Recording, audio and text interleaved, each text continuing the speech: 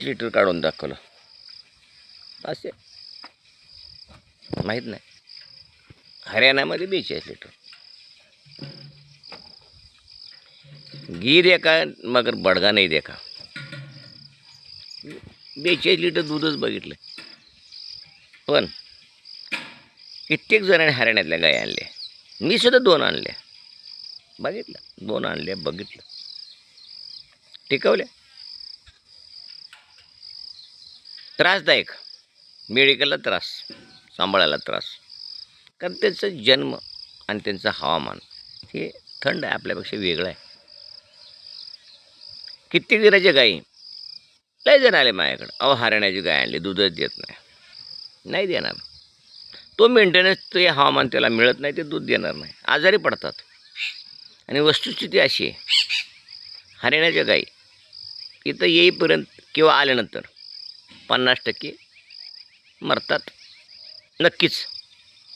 आणि असा अनुभव लोकांना आला, शेतकऱ्यांना आला. मध्ये 2-4 वर्षी हरियाणाच्या गायीची भरपूर हवा होती, ती हवा ऑटोमॅटिक जिरली. तर गाय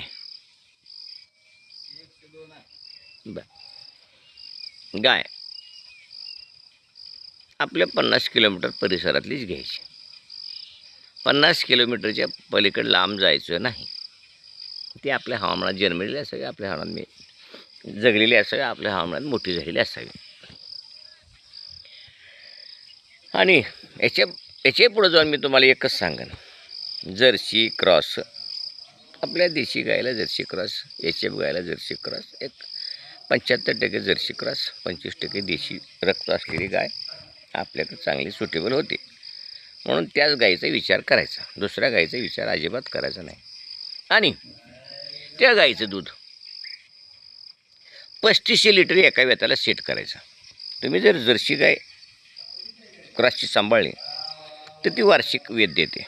जर्सी गायचा गुणधर्म आहे, वर्षाला वेद देणं, उलटण्याचं प्रमाण कमी, माझावर येण्याचं टायमिंग चांगलं, कमी खाईल, कमी दूध देईल, थोडंसं कमी दूध देईल, पण खोराक कमी खाईल, लहान वजनाचं, पण फॅट HNF देईल, आणि भावामध्ये कवर होऊन ती HFला क्रॉस करेल. तर आपण काय करायचं, आपल्याकडे जर्सी क्रॉस गाई स्वतः वाढवावं. आता उद्यापासून मी वासराचं संगोपन, वासराचं एक व्हिडिओ टाकत जाईन, 1-2-4 व्हिडिओ टाकन वासराबद्दलचे, वासरे निर्माण करून आपली गाय तशी कशी तयार करायची याचा एक सोपा व्हिडिओ टाकन. जास्त गुंतागुंत करायची नाही, जास्त नकरा चालत नाही, कोणाचा नकरा करायचा, पैसा येतच नाही तर द्यायचा कुठला. ज्या